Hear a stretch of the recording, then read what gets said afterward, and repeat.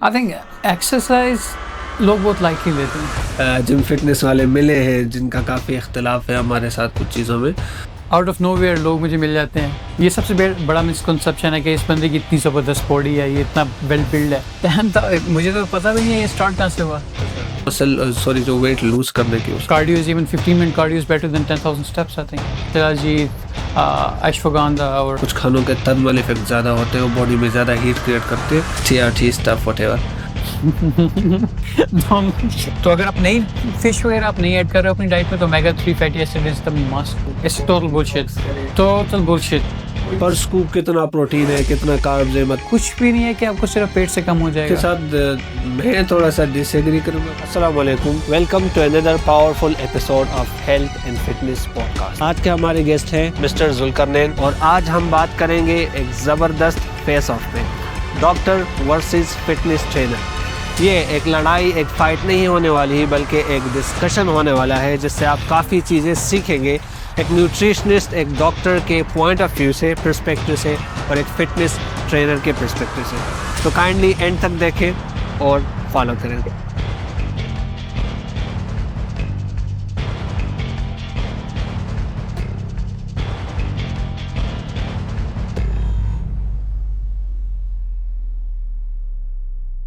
Welcome Zulqarnain to our podcast. किस तरह लग रहा है आपको, कैसे लग रहा है इधर आके? Thank you. फर्स्ट टाइम है किसी पॉडकास्ट पे आया हूँ लेकिन अच्छा लग रहा है। थोड़ा सा न्यू वर्जन देखने को मिल रहा है, अपने आप को एक्सप्लोर भी करूँगा कि डिफरेंसेस जो थोड़े फील होंगे। किस तरह गुजरा आपका दिन, आज क्या किया सुबह से? दिन वही सेम रूटीन, उठे, जिम किया, ट्रेन किया, थोड़ी सी स्लीप डिप्रीवेट हो गया हूँ आज, लेकिन उम्मीद है बेहतर कर लूँगा नेक्स्ट डे से। तो अच्छा, आप ये बताएं आपका एक नॉर्मल डे किस तरह गुजरता है यहाँ पे?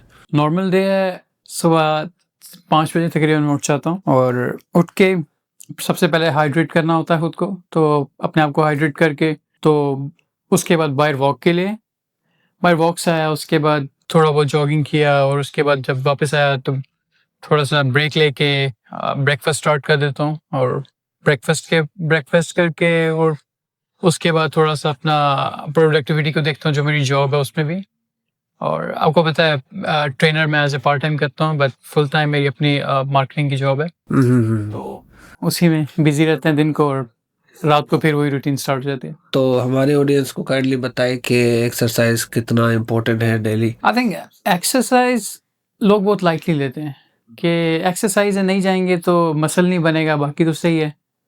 और एक्सरसाइज तो लोग मसल के साथ जोड़ देते हैं, मसल बिल्डिंग होगी एक्सरसाइज कर रहे हैं, but exercise more than that है। और ये इवन रिकमेंडेड है वर्ल्ड हेल्थ ऑर्गेनाइजेशन से कि आप एटलीस्ट वीक में 3 डेज एक्सरसाइज करें और 3 hours on average you need to be active.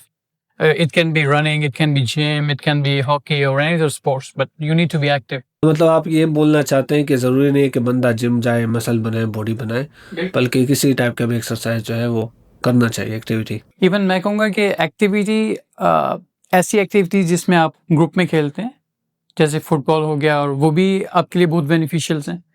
लेकिन जब जिम की बात आ जाती है, जिम में प्रॉपर गोल्स के तहत चलना पड़ता है, तो ये थोड़ा सा डिफरेंस है नॉर्मल एक्सरसाइज में और जिम की एक्सरसाइज में। मुझे लगता है आज मेरी और आपकी ना काफ़ी इस चीज़ पे बहस हो जानी है, क्योंकि देखें एज अ डाइटिशियन, न्यूट्रिशनिस्ट वाले अगर मैं उस पर्सपेक्टिव से देखूं, फिर ये काफ़ी, आप पहले नहीं है, मुझे काफ़ी और भी जिम फिटनेस वाले मिले हैं जिनका काफ़ी इख्तलाफ है हमारे साथ कुछ चीज़ों में। जैसे फॉर एग्जांपल स्टार्ट में हम एक्सरसाइज से स्टार्ट करते हैं, तो वो ये कहते हैं कि यार एक्सरसाइज जो है मतलब इस तरह जिम करना चाहिए, इतनी इंटेंसिटी करनी चाहिए, पर खैर वो डिपेंड करता है। तो साइंटिफिकली जो हम पढ़ते आ रहे हैं, जो बुक्स में है, वो चीज़ डिफरेंट है, पर आप देखें आपके तो वो लाइफ एक्सपीरियंस होता है, जो प्रैक्टिकल होता है वो एक डिफरेंट चीज़ होती है। तो आप क्या बोलना चाहेंगे कि आपको कभी इस तरह कोई मिला जो मतलब साइंस की बात करे या मेडिसिन की बात करे वर्सेस जो आपका एक्सपीरियंस है? देखो, कुछ लोग होते हैं जिन्होंने वाकई एजुकेटेड होते हैं एक फील्ड में, लेकिन आउट ऑफ नोवेयर लोग मुझे मिल जाते हैं नहीं साइंटिफिकली ये गलत है, हालांकि उनकी कोई उसमें बैकग्राउंड नहीं है, कोई एजुकेशन नहीं है उस चीज़ में, और लिटरली यूट्यूब से डिफरेंट वीडियोस देख के अपना पर्सपेक्टिव बना लेते हैं। बट मैं समझता हूँ साइंस भी किसी हद तक हेल्प करती है, किसी हद तक नहीं, काफ़ी हद तक हेल्प करती है, but it depends case to case. So हम ये नहीं कह सकते कि एक साइंस की जो स्टडीज हमने की है वो सब पे एप्लीकेबल होंगी, तो ये डिपेंड करता है केस टू केस। अब कोई स्टडीज साइंस की हुई है साउथ एशियन कंट्रीज में, कुछ हुई है यूरोपियन कंट्रीज में, कुछ हुई है नॉर्थ अमेरिका में, तो सबकी जेनेटिक्स डिफरेंट है, उनका लाइफस्टाइल डिफरेंट है, उनका weather, climate, everything is different. So you cannot say like one case study applicable on all. तो एज अ ट्रेनर इस तरह आपको कोई रोज मिलता है जिम में कि इस तरह की बात करे? Even ये फनी बात है, लेकिन जिनको ट्रेन कर रहा होता हूँ वो तो कहते हैं नहीं, साइंस में तो मैंने यूट्यूब वीडियो देखी है, वहाँ पे वो बता रहा था कि साइंटिफिकली ये चीज़ सही नहीं है. अब वो एक चीज़ को देख रहे हैं, एक बंदा प्रॉपर बॉडी बिल्डिंग कर रहा है 5 साल से, और उसके बाद उसकी मसल शेप डिफरेंट हो गई है, उसको डिफरेंट रिक्वायरमेंट है. अब वो फर्स्ट डे पे एप्लीकेबल करना शुरू कर दोगे, पॉसिबल नहीं होता.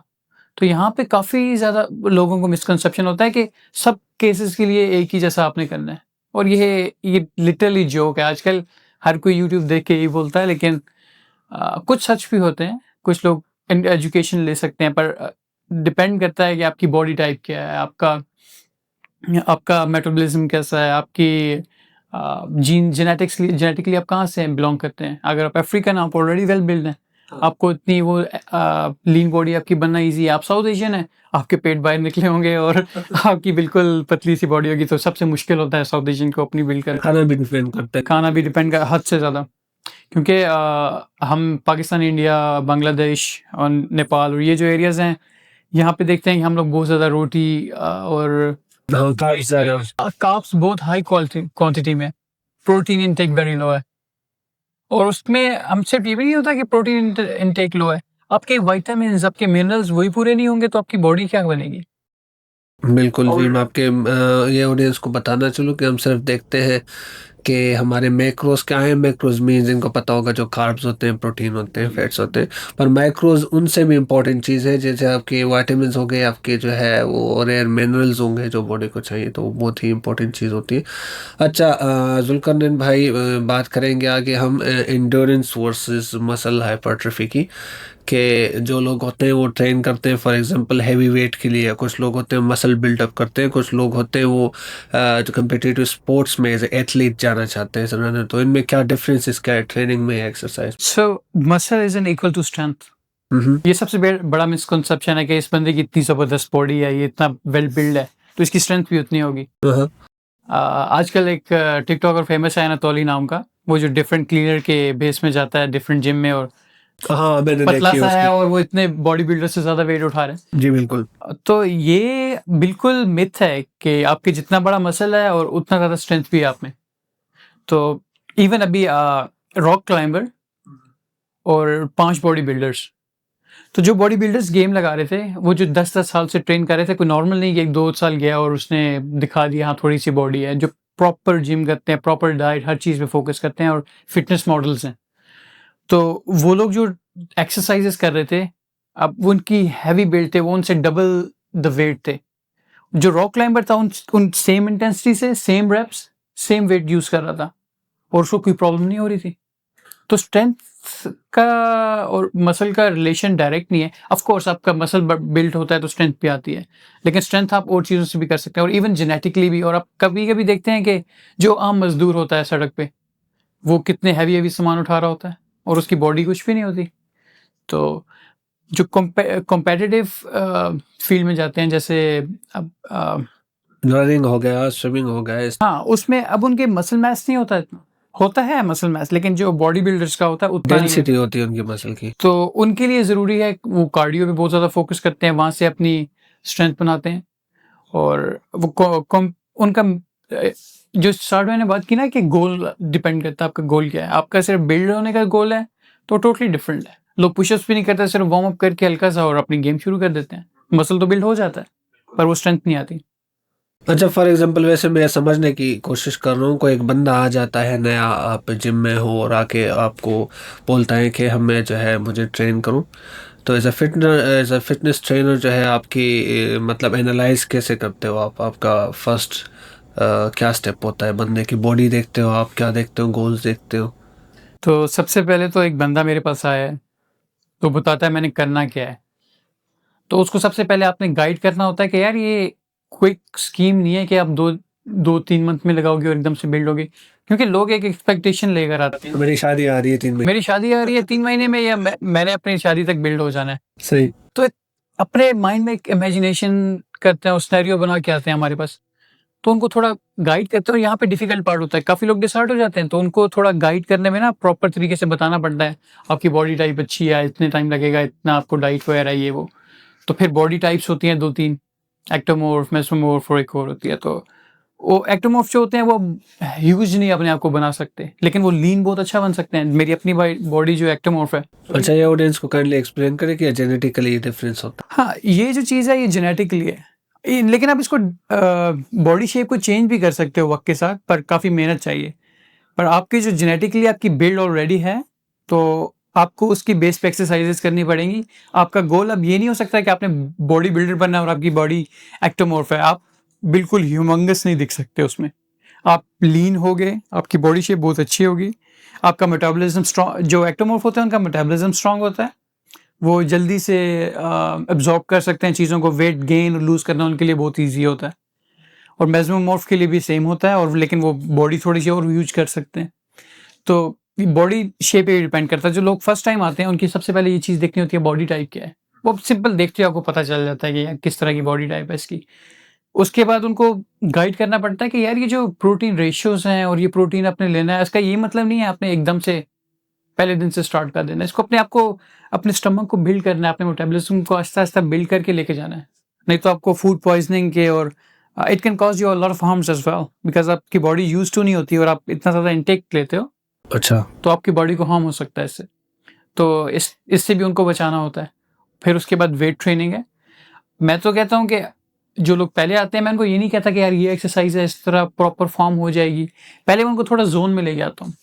मैं कहता हूँ यार 1-2 हफ्ते आओ, बस थोड़ा बहुत यूज टू मसल हो जाओ। रिलैक्स करो, थोड़ा यूज़ टू हो जाओ जिम से, उसके बाद स्टार्ट करेंगे।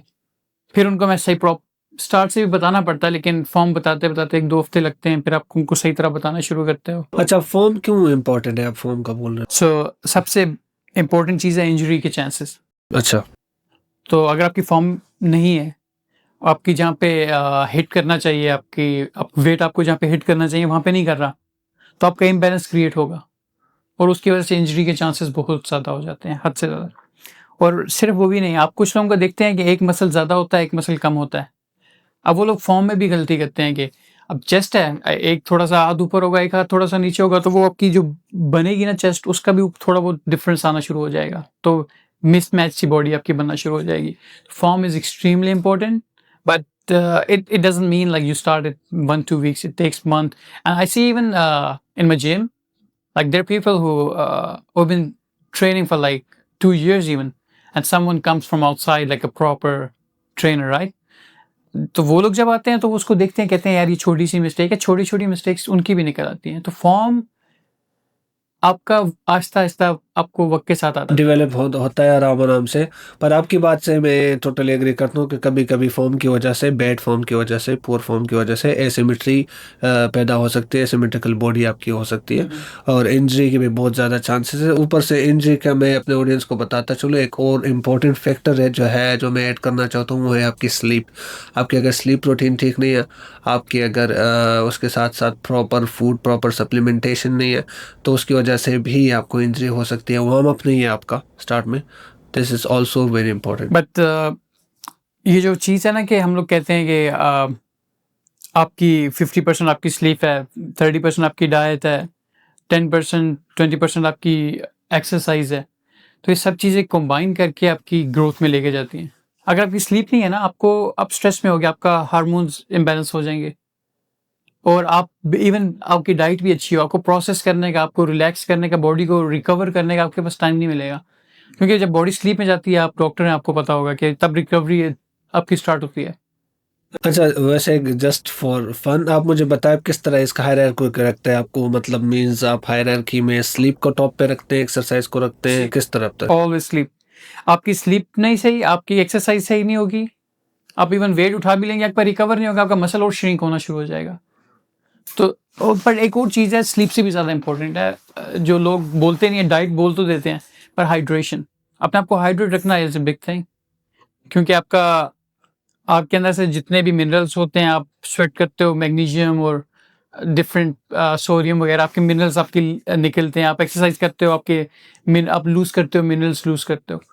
तो सबसे बड़ी चीज़ है आपको हाइड्रेट रखना होता है। आपका हाइड्रेशन अच्छा नहीं है, आपका माइंड, जैसे कहते हैं ना कि आपका ऑयल होता है गाड़ी के अंदर, तो आपको हाँ, माइंड आपका जब तक फोकस नहीं होगा, आप एक्सरसाइज में मज़ा नहीं आएगा, आपकी स्लीप भी अच्छी नहीं होगी।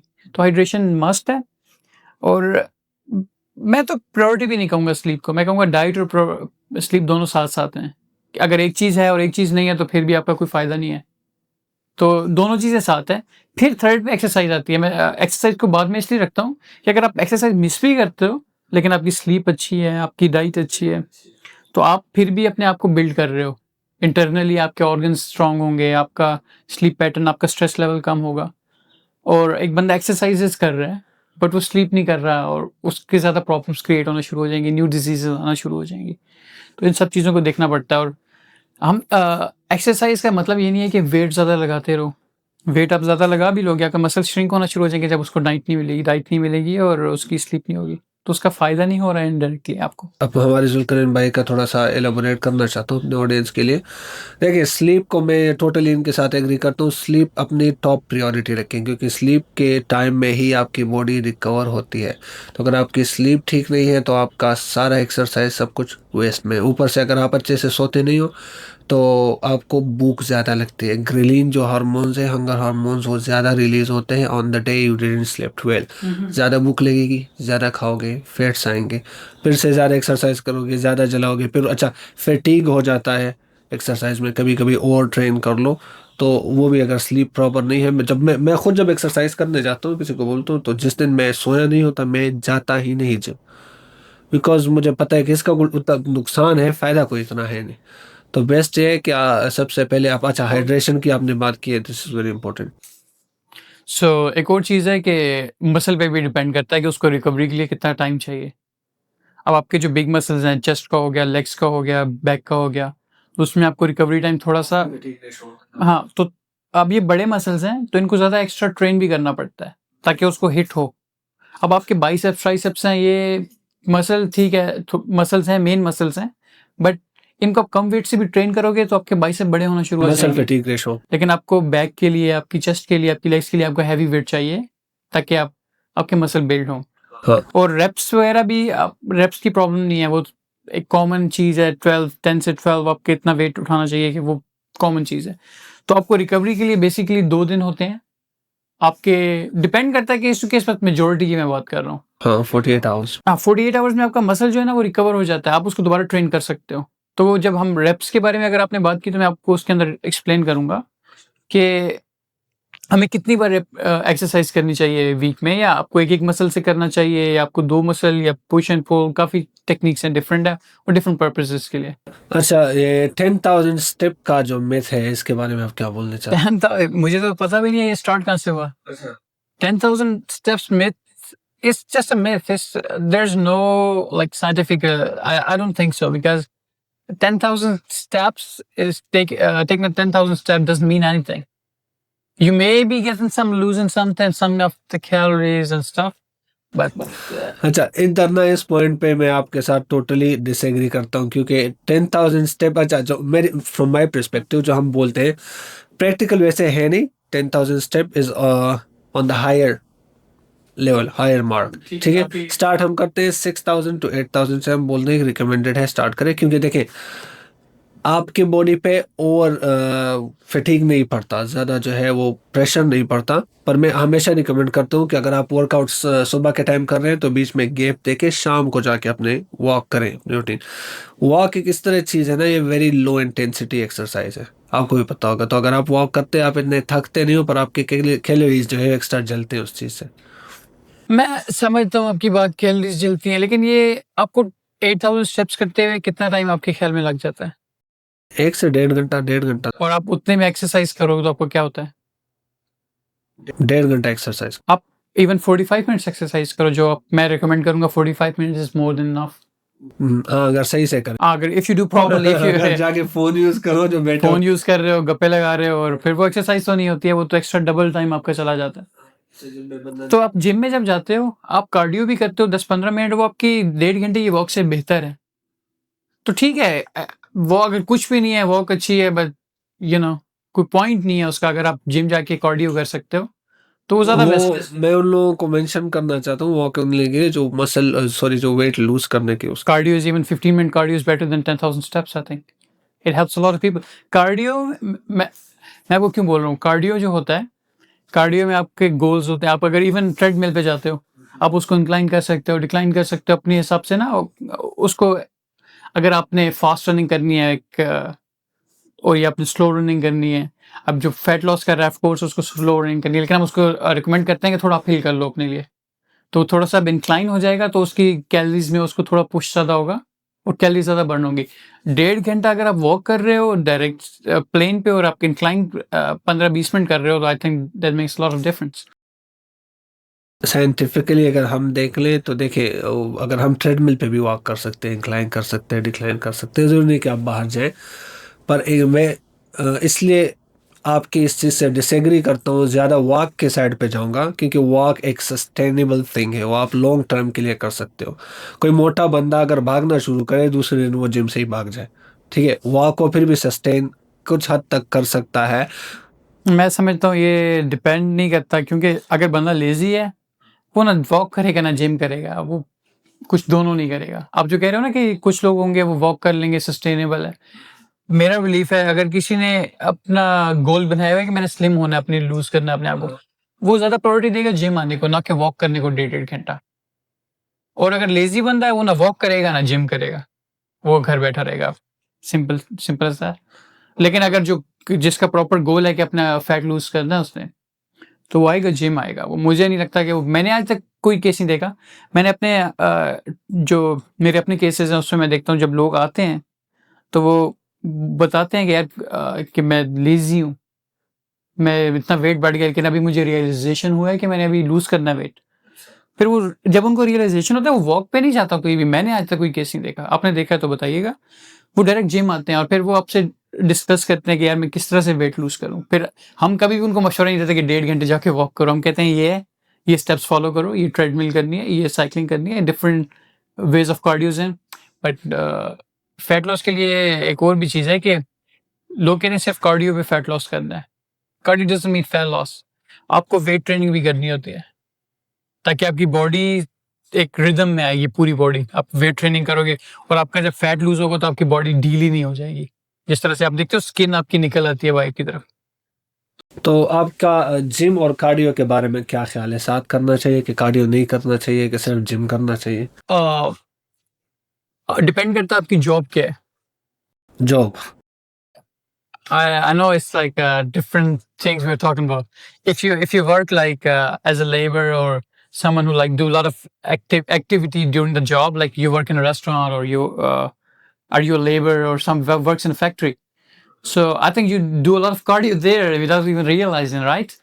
So I don't think you need a lot of that, but it's always good like after the exercise कि आप 5 मिनट के लिए भी एक कार्डियो कर लो, इनफ है। लेकिन अगर एक बंदा जिसकी ऑफिस जॉब है, मैं कहूँगा उसको कार्डियो करना चाहिए, क्योंकि अगर आपका कार्डियो ऑलरेडी हो रहा है जॉब पे, तो आपको एक्स्ट्रा करने की जरूरत नहीं है। कभी भी एक्स्ट्रा पे ना जाओ, अपना बैलेंस रखो हर चीज को। तो प्रोग्रेसिव ओवरलोड के बारे में आप क्या सोचते हो? This is the only thing that matters I think if you are building muscles. अच्छा। अगर आप सेम वेट पे चलते जा रहे हो, आपका जब एक बार मसल बिल्ड हो चुका है ना, तो आपका वो टूट नहीं रहा आम आम वेट से। अगर टूट भी रहा है तो आपका वो रिपेयर नहीं होगा। जब आपका एक बार मसल रिपेयर होकर बड़ा हो गया ना, तो अब उसको आदत हो गई है उस वेट की, तो वो मसल इंटैक्ट रहेगा। फिर आपको उससे ज़्यादा वेट चाहिए ताकि वो मसल आपका ब्रेक डाउन हो, फिर प्रोटीन्स मिले, डिफरेंट मिनरल्स मिले और आपका मसल दोबारा से बिल्ड हो। तो आहिस्ता आहिस्ता से आपको वेट बढ़ाना पड़ता है। सेम विद द डाइट, आपको एक आहिस्ता आहिस्ता से डाइट बेहतर करना पड़ता है। पर डाइट आपको शॉर्ट टर्म में बेहतर करना पड़ता है, बट ये जो वेट है आपको आहिस्ता आहिस्ता लॉन्ग टर्म में जाना पड़ता है। पर एक पॉइंट आता है, एक ब्रेकिंग पॉइंट जिसको कहते हैं, कि आपके वहां तक मसल बन चुके हैं, तो उसके बाद आप एक्स्ट्रा वेट भी ले, आपका मसल इतना डेवलप नहीं होगा, बहुत मिनिमम से इफेक्ट होगा। हाँ, जैसे हम बोलते हैं जिम के बिगिनर हो गए, इंटरमीडिएट हो गए, 1-2 साल आप जिम करते हो तो आपकी काफ़ी प्रोग्रेस स्लो हो जाते हो तब। क्योंकि आपका ऑलरेडी मसल मैस बन चुका है और अब आप उतना ही वेट लगाओगे। उसके बाद आप वेट बढ़ाओगे भी तो आपको कुछ इतना इफेक्ट नजर नहीं आएगा। ये आप देखते हैं बॉडी बिल्डर्स में, वो एक्सट्रीम होने के लिए ड्रग्स लेते हैं ताकि उनका मसल एक्स्ट्रा बिल्ड हो जाए। क्योंकि एक कैपेसिटी होती है इंसान की, वो कैपेसिटी जब रीच हो जाती है तो उसके बाद आपका मसल बनना बहुत मुश्किल हो जाता है। मैं ये नहीं कहता कि बिल्कुल भी नहीं होता, पर इतना मिनिमम हो जाता है कि आपको नोटिसेबल नहीं होता। तो उस तक प्रोग्रेसिव वेट ठीक है कि आपको बढ़ाना चाहिए, पर उस टाइम पे आपको इनफ हो जाता है। कैलोरीज इन कैलोरीज आउट, ये फार्मूला क्या आपको लगता है? बहुत ही पुराना फार्मूला है। बहुत सिंपल स्टफ है कि calories in versus calories out, कि आप कितना कैलोरीज इन कर रहे हो अपनी खुराक से और कितना बर्न कर रहे हो अपनी एक्सरसाइज से, या आपको पता है स्लीपिंग के दौरान कितनी आपकी सबसे ज़्यादा हाई कैलोरीज आपकी बर्न होती है जब आप सो रहे होते हो। तो हम लोग को अपना कैलकुलेट करना पड़ता है कि आप कितना अगर आपका गोल है कि वेट लूज करना है, तो सिंपल सी बात है, आपको कैलोरीज कम करनी पड़ेंगी ताकि आपका वेट लूज हो। और उसके बाद अगर आप स्किनी हो, आपने मसल गेन करना है, तो आप अपने काउंट करोगे कि आपका वेट क्या है। There are lot of calculators online. आप कैलकुलेटर में जाओ, अपना वेट लिखो, और वेट का ये मतलब नहीं है कि आपका जो भी वेट है और आप उसी वेट पे कैलकुलेट करते हो, आप इंटेंडेड वेट पे कैलकुलेट करते हो हमेशा। ये हमेशा हम लोग भूल जाते हैं कि हमें कैलकुलेशन जो करनी पड़ती है ये इंटेंडेड वेट पे होती है। अगर आप 100 केजी वेट कर रहे हो और आपको 75 केजी आपने अचीव करना है, तो आपकी कैलोरीज इनटेक जो होता है, आप 85 से स्टार्ट हो गए, अगर आप 100 पे हो तो आहिस्ता आहिस्ता जो आपकी 75 वेट को कैलोरी चाहिए आप वहां तक आओगे। तो सिंपल सा फॉर्मूला है, अगर आप ज़्यादा कैलोरीज इनटेक करोगे आपका गेन ज़्यादा होगा। लाजमी नहीं है, मसल में कैलोरीज का कोई फ़ायदा नहीं है, ये आपका फैट बढ़ाता है सिर्फ। अगर आपकी डाइट प्रॉपर नहीं है, आप चॉकलेट्स खा रहे हो, कैलोरीज तो वहाँ से भी मिल जाती हैं, पर कैलोरीज हमें क्लीन इनटेक करनी होती हैं। अगर आप मसल बिल्ड कर रहे हो, आपको ब्रेस्ट से चिकन ब्रेस्ट हो गया या इवन बीफ की very good calories, but there are lot of calories. जो लोग आपको गेन नहीं कर रहे होते, अपना मसल लीन कर रहे होते हैं, वो बीफ पे मैंने उनको देखा है काफ़ी। मैं उनको रिकमेंड भी नहीं करता। वंस और twice is okay, you need it, but daily की बुनियाद पे आप चिकन ब्रेस्ट पे जाओ, वो बेस्ट है। तो कैलोरीज भी आपको क्लीन चाहिए होती हैं अगर आपने मसल बिल्ड करना है तो। क्योंकि रेड मीट्स जो है वो ब्लड प्रेशर हाई करने में भी काफी हाँ, उसके contribute करते हैं। पर उसके डिफरेंट जो मिनरल्स अमीनो एसिड्स हैं आपको पता है, वो भी कुछ जो बीफ से मिलते हैं चिकन से नहीं मिल सकते। हाँ, कंप्लीट जो है प्रोफाइल नहीं होती है, हर एक प्रोटीन सोर्स डिफरेंट होता है। बेस्ट हाँ, उसके बारे में आपका क्या ख्याल है? जो अगर फॉर एग्जांपल हम बात करें फूड की थर्मल इफेक्ट की, वो कोई डाइट पे इस पे फर्क पड़ता है? कोई फूड आप खा ले वो आपके बॉडी को ज़्यादा गर्म करता है, कोई कोई फूड आपको बॉडी को गर्म नहीं करता। अ, ये मिथ नहीं है, ये सच है। ऐसा होता है कि आपकी अगर आप रेड मीट खाते हो तो आपका बॉडी जो है हीट अप होती है अंदर से। वो ज़्यादा जो उसके अंदर आप जैसे हमने बात की थी ना, प्रोफाइल होती है हर प्रोटीन की डिफरेंट। तो उसके अंदर जो डिफरेंट मिनरल्स होते हैं आपकी बॉडी को मिलते हैं। कुछ मिनरल्स होते हैं, मुझे एग्जैक्ट मिनरल्स आप गाइड करेंगे। जब वो बॉडी को मिलते हैं तो बॉडी आपकी हीट अप होना शुरू हो जाती है। तो इवन कुछ सब्सटेंसेस ऐसे हैं या सप्लीमेंट्स भी आप कह सकते हैं, जैसे शिलाजीत, अश्वगंधा और इस तरह तासीर की आप बात। हाँ, तो वो अंदर से ना आपको फील कराते हैं कि आपको ना गर्माइश हो रही है। तो इसका एज ए जिम ट्रेनर इसका मैं नहीं समझता। हाँ देखिए, एज अ न्यूट्रिशनिस्ट तो हम बात करते हैं, यूजुअली लोग आते हैं वो कैलोरीज तो आपको पता है बिल्कुल एग्जैक्टली कैलकुलेट करनी पड़ती है, एक एक कैलोरी लिखनी पड़ती है। तो उस सिचुएशन में वो बोलते हैं फॉर एग्जांपल डॉक्टर साहब अगर हम इस तरह कोई खाना खाए जो हमारी बॉडी को गर्म कर दे, कुछ खानों के थर्मल इफेक्ट ज़्यादा होते हैं, वो बॉडी में ज़्यादा हीट क्रिएट करते हैं, तो it results in calorie burning, क्योंकि हीट प्रोडक्शन में कैलोरी भी बर्न होते हैं। वो ये सोच रहे होते हैं कि हम इस तरह का खाने खाएंगे तो हमारी कैलोरी ज़्यादा बर्न होंगी और हम फैट जो है वो जल्दी लूज़ करेंगे। और इस बात पे मुझे इतना नॉलेज नहीं है कि थर्मल इफेक्ट की। हम जनरली तो बताते हैं कि नहीं, जन आपकी बात ओवरऑल ठीक है, पर मतलब there is a thermal effect of food, पर वो इतना नहीं होता कि आप मतलब आप सोच लें आप 1000 कैलोरी की चीज खा रहे हैं, अगर वो बॉडी गर्म करके आपकी 100 कैलोरी जला भी ले तो 900 तो गई ना। तो बेसिकली आपको एक्सरसाइज मस्ट। तो वही ना, मतलब वो तो आप उल्टा आपने उसको ज्यादा अच्छा। पर वो आपकी कैलोरीज इनटेक ज्यादा हो जाएगा, लूज फिर भी कम हो जाएगा एट दी वही एंड। मैं बोल रहा हूँ, वही मैं समझा रहा हूँ। हाँ, एक चीज मैं ऐसे रिकमेंड करता हूँ कि जो स्पाइसी फूड होते हैं वो आपकी बॉडी को गर्म तो करते हैं, पर उसके साथ साथ आपकी भूख कम कर देते हैं। अगर आप ज़्यादा स्पाइसी खाना खाते हो ना तो उससे आपको भूख कम लगती है। तो वो फार्मूला है एक, वो जलाने का, मतलब जलाने का नहीं, कम करने का, फूड इनटेक करने का। तो इस तरह कोई आपके पास आया जो कहता है कि मतलब मैं स्पाइसी खाऊं या ना खाऊं या कुछ? नहीं, ऐसा केस आज तक मेरे पास नहीं आया। कोई ये नहीं लोग इन चीज़ों में इतना जाते नहीं है डीप में, डिटेल्स में। इवन ट्रेनर भी गाइड नहीं करते कि ये हमारे ना ऑडियंस को, हमारे जो कस्टमर्स हैं या जो हमसे ट्रेन होते हैं, उनको भी कंफ्यूज कर देता है अगर इतना हम डीप नॉलेज में जाएं। तो हम बेसिक्स में और इंटरमीडिएट स्टफ में रहते हैं। ज़्यादा एडवांस ये जो होता है ये एथलीट्स और उनके लिए है। आम बंदे को इन चीज़ों से कोई इतना नहीं है। अगर भूख वगैरह कम करनी है, लोग सैलेड्स खा लेते हैं कि आपको कैलोरीज कम है, आपका पेट भी भर गया है। अच्छा। सैलड्स वगैरह से उनको होता है। बाकी ये spicy, non spicy I don't think, क्योंकि काफ़ी लोग होते हैं जो अपने चेंज नहीं कर सकते। अब जो स्पाइसी फूड है, खाने का आदी है, वो नॉन स्पाइसी नहीं खा पाएगा। तो बजाय इसके कि उसको हम गाइड करें कि यार अपना सारी रूटीन छोड़ दो, हम उसको सिंपल गाइड कर देते हैं यार सैलेड खा लो। और जो लोग नहीं स्पाइस खा सकते उनको कैसे, उनको स्पाइस खिलाना तो भाई एक बहुत डिफिकल्ट टास्क है। ऐसा तो मैं किसी को रिकमेंड भी नहीं करता जो नॉन स्पाइसी नहीं खाता और उसको मैं कहूँ आप स्पाइसी खाना शुरू कर दो, तो वो लोग तो कहेंगे यार ये क्या। अच्छा, ऑडियंस को हम ये बताते चले, आपसे मैंने पूछना था, एक मेरा एक पर्सनल सवाल था, मैंने कहा आपसे मैं पूछूंगा। ये बॉलीवुड के एक्टर्स आपने देखे, आमिर खान ने 5 महीने में बॉडी बदल दी, उनके इंटरव्यूज भी आपने देखे होंगे। स्पेसिफिकली सॉरी नाम नहीं लेना चाहता, और भी काफ़ी, ऋतिक रोशन हो गए, सलमान खान हो गए। मैंने जो है सुबह पहाड़ों पे चढ़ता था, शाम को लौटता था शाम को लौटता था, ठीक है, 8-8 घंटे में भागता था, और जो है मैं 10,000 कैलोरी। ये ऑडियंस को मैं बताऊं कि ये इन चीज़ों पे इतना बिलीव नहीं करना चाहिए। ये जो चीज़ें दिखती है ना कि 4 महीने में बॉडी बन गई, इवन यूट्यूब पे क्लिप आते हैं 4 मंथ ट्रांसफॉर्मेशन, 4 मंथ ट्रांसफॉर्मेशन, ऐसा कुछ भी नहीं होता। ये हर चीज़ का अपना टाइम होता है, अनलेस कि आपकी जेनेटिक्स डिफरेंट हो, समझ आती है, rare cases. But most of the time it takes time. आपको टाइम लगता है और प्रॉपर से डाइट और हर चीज़ फॉलो करनी पड़ती है। हाँ, unless 4 month transformation with the drugs, that happens, that's true. If you want go in these illegal stuffs and then it's not good. Sir मैं ये बोल मेंशन करना चाहता हूँ, even with drugs, TRT stuff whatever, yes, still उसमें भी मेहनत करनी पड़ती है। ये नहीं भाई लगाओ करो, और डबल खाना डबल मेहनत। इसका साइड इफेक्ट लोगों को समझ नहीं आता। ठीक है, कुछ केसेस होते हैं कि आपको बेनिफिट एट अ टाइम कर रहा है और करेगा भी, ये बनाए इसलिए गए हैं। तो मैं एक केस बताता हूँ। एक लड़का था, वो प्रॉपर ड्रग्स लेता था, इस तरह की टेस्टोस्टेरोन, डिफरेंट टीआरटीज वगैरह। हाँ, तो उसकी काफ़ी बिल्ड अच्छी हो गई थी, पर उसका बेचारे का एक्सीडेंट हुआ और वो तकरीबन 4-5 महीने जिम नहीं जा सका।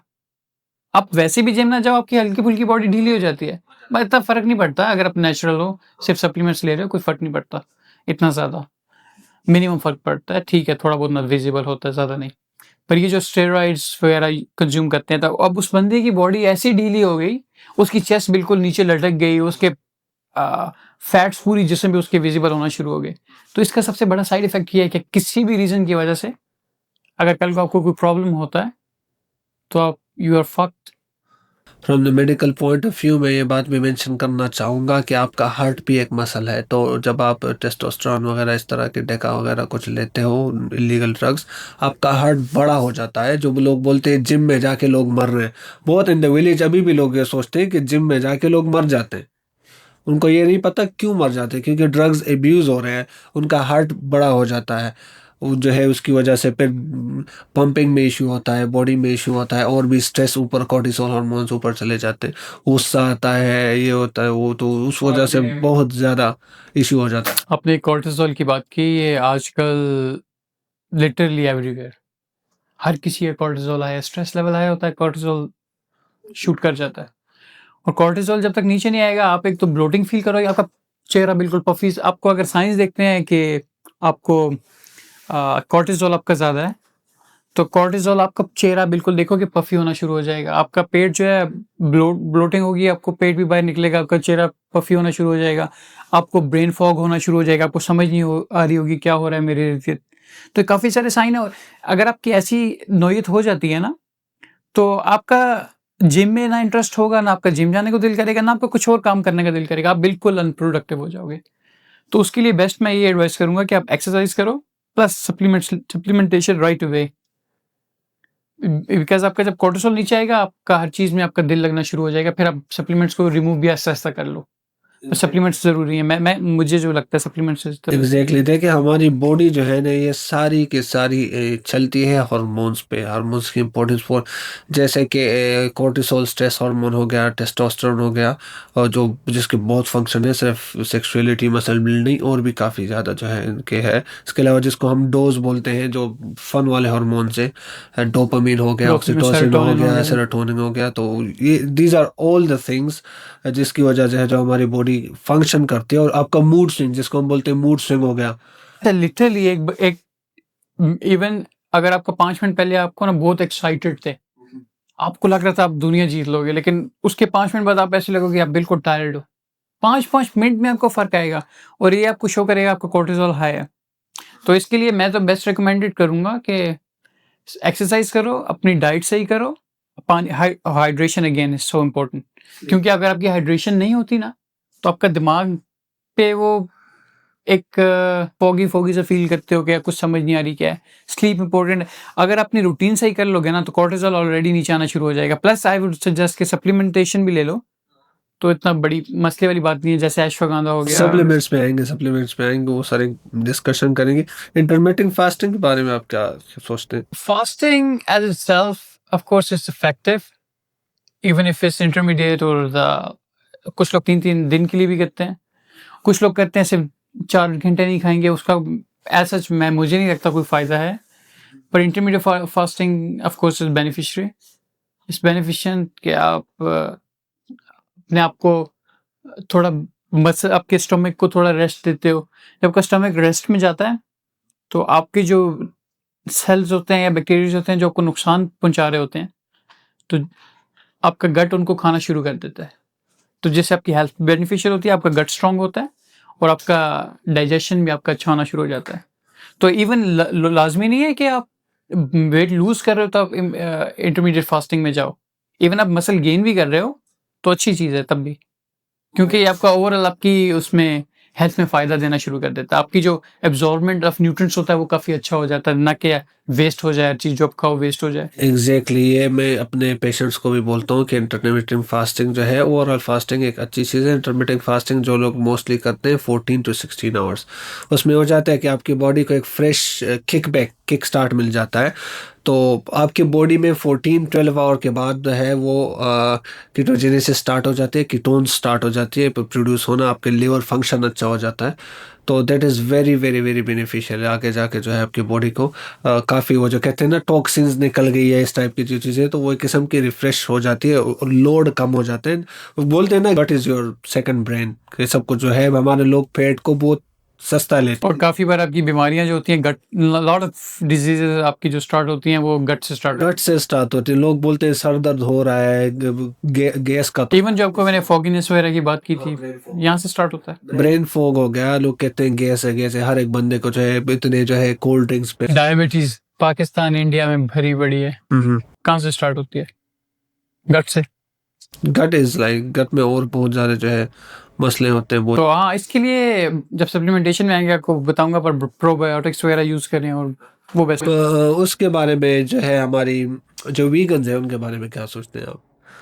वीगन, पहले तो मेरा एक कॉन्सेप्ट था कि यार वीगन्स अपने डाइट सही तरह से कर ही नहीं सकते, पर फिर मैं एथलीट्स को मिला जो वीगन है, तो मैं हैरान हुआ। मैंने कहा यार आप लोग किस तरह से अपनी डाइट पूरी करते हो? क्या आपके मिनरल्स आपके कहाँ से आ रहे हैं? ये जो चीज़ें आप मीट से लेते हो आपको लेनी पड़ती हैं, तो आपकी कैसे पूरी हो रही हैं? तो फिर उन्होंने मुझे अपनी प्रोफाइल बताई, लेकिन वो सप्लीमेंटेशन का भी यूज़ करते हैं। तो वीगन इज़ डिफ़िकल्ट कि आप बॉडी बनाओ, बट कुछ 5% टू 2% केसेस मैं कहूँगा कामयाब हो जाते हैं, क्या एक्सटर्नल प्रोटीन्स और सप्लीमेंटेशंस। पर एक बंदा जो वीगन है और एक नॉन वेजिटेरियन है, तो नॉन वेजिटेरियन और वीगन सेम एक्सरसाइज करें, सब कुछ सेम रूटीन हो, सिर्फ डाइट में फ़र्क होगा, तो जो नॉन वेजिटेरियन होगा उसका मसल मास आई थिंक 50% उससे अच्छा होगा। बिल्कुल ज़मीन आसमान का फ़र्क आता है। मैं खुद ये वीगन्स को बोलता हूँ, मैं नहीं बोल रहा कि बुरी चीज़ है, अच्छी चीज़ है, पर it becomes much more harder. वो आपके प्रोटीन जो है ना डेली की लिमिट हिट नहीं हो पाती उससे। सप्लीमेंटेशंस खैर आजकल आ गए हैं इवन प्रोटीन की बात नहीं है, आप डिफरेंट अमीनो एसिड्स हैं आपके बॉडी को रिक्वायरमेंट है, आप डॉक्टर आपको पता होगा कि अमीनो एसिड्स आपका आपके उसके बाद आपकी काफ़ी मिनरल्स जो आपको वेजिटेशन से मिलते हैं, पर आप काफ़ी ऐसे मिनरल्स हैं जो आपको मीट से मिलते हैं। कुछ लोग तो अंडा भी नहीं खाते, तो अंडे में आपको पता है तमाम किस्म के ऑलमोस्ट अमीनो एसिड्स मिल जाते हैं आपको, विटामिन्स और वो सब चीज़ें भी मिलती हैं। तो काफ़ी चीज़ें ऐसी हैं जो उससे नहीं मिल सकती। बहुत ज़्यादा ज़रूरी है। देखिए कुछ चीज़ें होती हैं उन हम जो बोलते हैं उनको अमीनो एसिड प्रोफाइल बोलते हैं। तो कुछ-कुछ फूड का कंप्लीट प्रोफाइल होता है, मतलब उसमें जो चेन ऑफ अमीनो एसिड्स होते हैं वो कंप्लीट होते हैं, पर काफ़ियों में नहीं होते। स्पेशली जो वीगन्स या सब्ज़ी खाते हैं, हाँ, अगर वो डिफरेंट टाइप की सब्जियाँ खा लें, राइस के साथ दालें मिक्स करके खा लें, तो एक वो कंप्लीट सोर्स बन जाता है, वरना वो कंप्लीट सोर्स नहीं बनता और उसकी वजह से मतलब वो रॉ मटेरियल नहीं होता आपके बॉडी पे, आपके मसल पे लगने के लिए। तो उसकी वजह से जो है ना वो कंप्लीट प्रोफाइल हम उसको नहीं बोलते अमीनो एसिड को। बिल्कुल ऐसा ही है। और इवन आप उस लिहाज से भी देखें कि अगर आप 1 केजी आप दाल, राइस और ये चीज़ें वेजिटेरियन चीज़ें खा रहे हो और एक 1 केजी का आपका बीफ का एक या चिकन का या फिश का, तो आपकी प्रोटीन और आपके अमीनो एसिड्स और जो सब चीज़ें इतने छोटे से उसमें मिल जाएँगी ना, आपके वो 5-6 केजी भी आप वो आम वेजिटेरियन डाइट कर लो, आपको नहीं मिलेगा उससे। और इतना ज़्यादा बंदा इंसान इनटेक ही नहीं कर सकता, आपका स्टमक ही उसको अब्ज़ॉर्ब नहीं कर सकता। हाँ, इतना अगर इतना आप खाओगे भी तो उधर कैलोरीज़ भी ऊपर चली जाएँगी। कैलोरीज़ भी और काफ़ी सारे मसाइल अलहदा होना शुरू हो जाते हैं, आपकी डिसीज़ेज़ और ये वो। तो मेरा बिलीफ है कि वेजिटेरियन डाइट ठीक है, कुछ लोग कर पाते हैं सप्लीमेंटेशंस ऐड करके और अ, हाँ, वो लोग जो वेजिटेरियन में ऐड करना चाहते हो जो कि डेयरी खा सकते हैं। डेयरी मीन्स जो दूध वगैरह उन चीज़ योगर्ट्स वगैरह, हाँ, चीज़ तो वो उनका ठीक है, उनके साथ मैं अक्सर बोलता हूँ। ख़ैर नॉर्मली तो मैं सजेस्ट नहीं करता कि लोग बीसीसीए का है, पर कभी-कभी करना पड़ता है जो ब्रांच चेन अमीनो एसिड्स है सप्लीमेंटेशन करके, ताकि उनके जो इनकम्प्लीट अमीनो एसिड प्रोफाइल्स है वो पूरी हो सके, स्पेशली वीगन्स में। तो वो उनमें बहुत ज़्यादा इम्पोर्टेंट है। अच्छा, आगे बढ़ते हैं। अगला सवाल मैं आपसे करना चाहूँगा, आप क्या ओमेगा 3s के बारे में आपका क्या? I think it's a top priority क्योंकि ओमेगा 3 एक फैटी एसिड्स आपकी बॉडी की एक एसेंशियल रिक्वायरमेंट है। हाँ, लेकिन मैं अगर कहूँगा आप वीक में 1-2 बार सैल्मन या कोई फिश खा लेते हैं तो आपको सप्लीमेंटेशन की ज़रूरत नहीं है ओमेगा 3 लेने की।